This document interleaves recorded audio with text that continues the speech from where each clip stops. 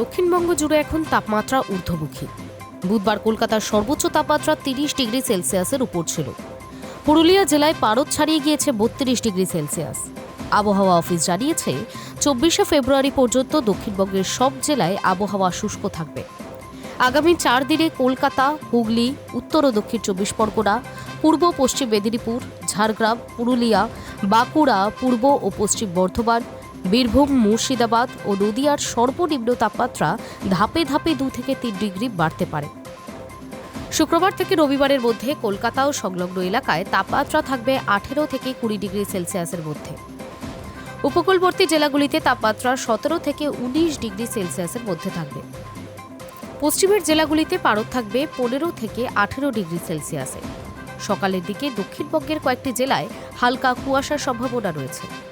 বিশেষ করে পূর্ব ও পশ্চিম মেদিনীপুরে কুয়াশা বেশি থাকতে পারে।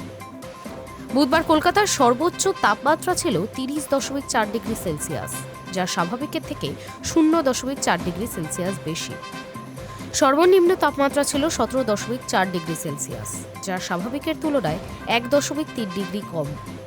বৃহস্পতিবারও শহরের সর্বনিম্ন ও সর্বোচ্চ তাপমাত্রা 17 থেকে 30 ডিগ্রির মধ্যেই থাকবে বলে পূর্বাভাস।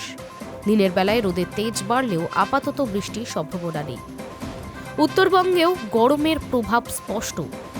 জলপাইগুড়িতে সর্বোচ্চ তাপমাত্রা ছড়িয়েছে 32 ডিগ্রি সেলসিয়াস। বাগডোগরায় দিনের তাপমাত্রা পৌঁছেছে 33 ডিগ্রি সেলসিয়াস। আগামী এক সপ্তাহে দার্জিলিং, জলপাইগুড়ি, কালিম্পং, আলিপুরদুয়ার, কোচবিহার, উত্তর ও দক্ষিণ দিনাজপুর ও মালদায় সর্বনিম্ন তাপমাত্রার বড় কোনো পরিবর্তনের সম্ভাবনা নেই।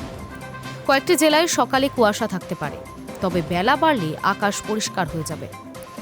আলিপুর আবহাওয়া দপ্তর জানিয়েছে দক্ষিণ পশ্চিম বঙ্গোপসাগরের উপরে একটি নিম্নচাপ অঞ্চল তৈরি হয়েছে। সেটি ধীরে ধীরে শক্তি বাড়িয়ে পশ্চিম ও উত্তর পশ্চিমের দিকে এগোচ্ছে।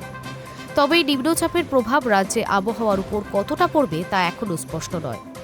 আপাতত দক্ষিণবঙ্গে শুষ্ক আবহাওয়া এবং বাড়তে থাকা তাপমাত্রায় রাজ্যবাসীর সামনে বড় চ্যালেঞ্জ। High news network.